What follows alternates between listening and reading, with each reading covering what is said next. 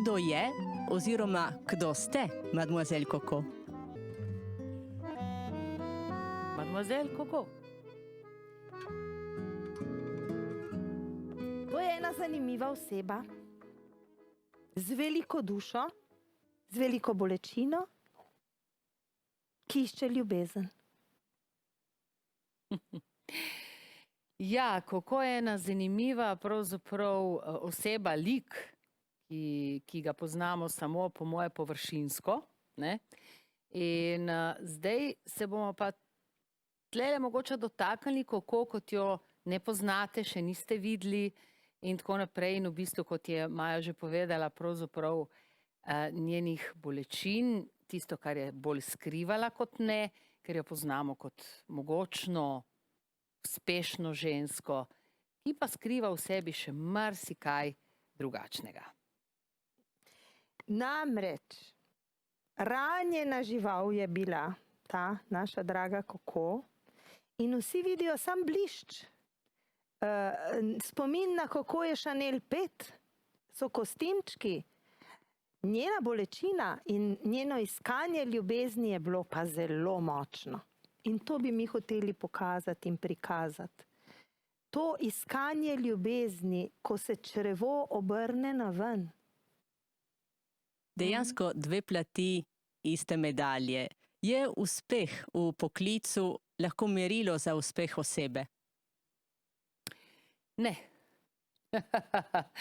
Mislim, poznam veliko ljudi, vključno s Coco, ki so bili zelo uspešni in kot Coco zgradili imperij, če bolj o njej govorim, ampak v resnici ne vem, če si zaradi tega srečen, ne vem, če je denar tisto, slava, uspeh, če je tisto, kar ti kupi pravzaprav tvojo srečo, tvoj dušni mir, tvojo izpolnjenost, ne, v življenju.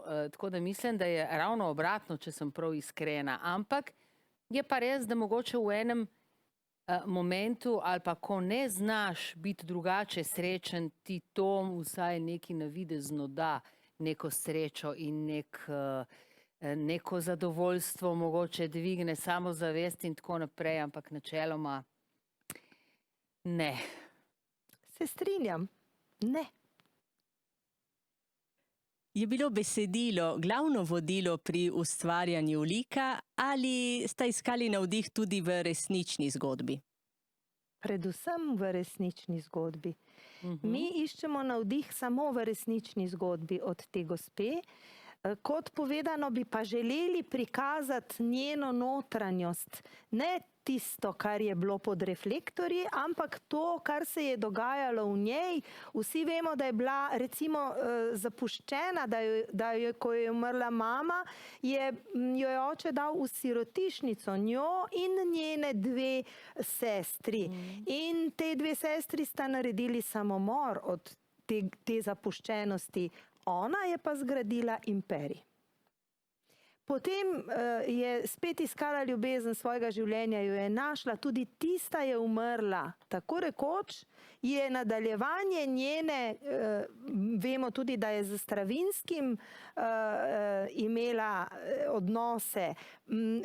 Vemo tudi, da jo obsojajo nacizma, ampak to so vse zgodbe, ki tako prihajajo površno v ušesa, mi pa jih skušamo nekako pogledati na njeno, kaj je ona vse doživljala znotraj vseh teh izgub.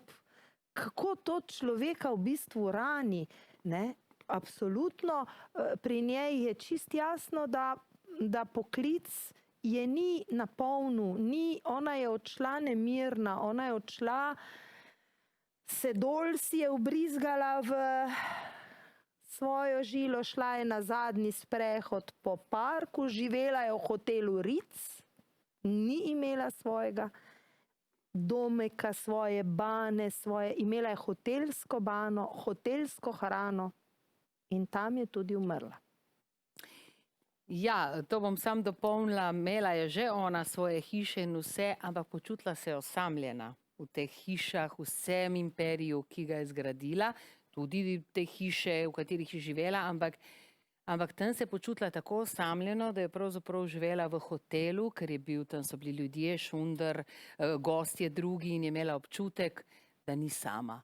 Zelo tragično v bistvu, zelo tragično. In jaz bi rekla, da seveda enako kot je Maja povedala, tekst pravzaprav izhaja iz resničnih dogodkov, iz biografije, ne, že sam tekst je narejen.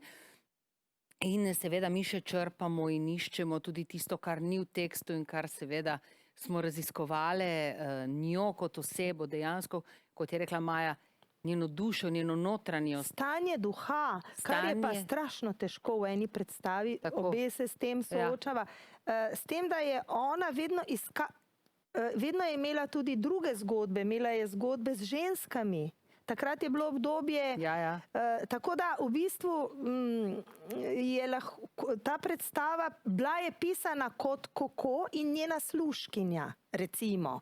Ampak lahko je tudi drugi del Koko, lahko je to tista ljubezen, ki jo je Koko, ki je bila zelo stroga do vsega sebe, sveta, ki jo je celo življenje iskala. Tako da mi skušamo to, mogoče zdaj bi bilo narobe, da bi govorili o dveh Koko. Ja, res je. Jaz tudi mislim, da nisva dve, ampak sva eno. Jaz pa to ne mislim, vidiš? To je zanimivo. Jaz pa mislim, da je ena in da ima nekega angela varuha. In glede tega se cela zgodba se prepleta okrog tega. Sej, ne? Je res? Ja. No, bo povedala režiserka, zakaj gre. Zakaj gre, ja. Pa vi, ko boste prišli gledat, ne? Kaj vaju najbolj fascinira osebno v tem liku? V njeni zgodbi, v ikoni? Ta tragičnost. Tragičnost, ja. Ta njena, v bistvu ta zgodba, ki jo do zdaj nismo poznali in jo odkrivamo, predvsem res neko. Meni je najbolj fascinantno pravzaprav to, da je bila polna ljubezni, ampak jo je skrivala, ker se je bala biti prizadeta, recimo ranjena, čeprav jo je celo življenje pravzaprav iskala, želela, hrepenela, čakala. Ona je do konca čakala to neko ljubezen, kjer so se ji v življenju seveda zgodili pa se to vsi čakamo. Da je nekdo zapusti, mislim, da jo je nekdo zapustil, da je nekdo umrl, da je nekdo vedno ta neka odhajanja, zapuščanja, zavračanja, bom rekla, pri njej, ne. In ona je seveda vse to svojo močjo, ki jo je imela, prelila v ta imperij, vendar tukaj noter se mi zdi, da je tako ostala ena deklica, ki še vedno čaka tistega očeta, a bo prišel po njo v samostan, kamor jo je dal in ji obljubil, še vedno čaka tistega moškega, ki jo bo res brezpogojno ljubil do konca življenja in vedno je nekaj čaka in to mi je fascinantno. Namreč njeni kostimi, te famozni, so odraz, ona je živela pri nunah, oče jo je dal v sirotišnico in vzgajale so jih nune pri 7. letu starosti in ona v bistvu šiva svoje obleke, to so oblačila predelana, nunska, ne? Zdaj, mi si skušamo predstavljati, kako je, če te pri 7 letih vsi zapustijo. Mama ti umre, oče te da v sirotišnico in grozno dosti krat tudi čakaš. Ti v bistvu od takrat dalje čakaš na nekoga celo življenje, do smrti. In oče je figura potem za moškega, za ljubimca, za vse. Ona je pač čakala, celo življenje čakala je, da bo zanosila, ona si je strašno želela otroka, pa ga nikoli ni dobila. Več stvari si je zelo želela.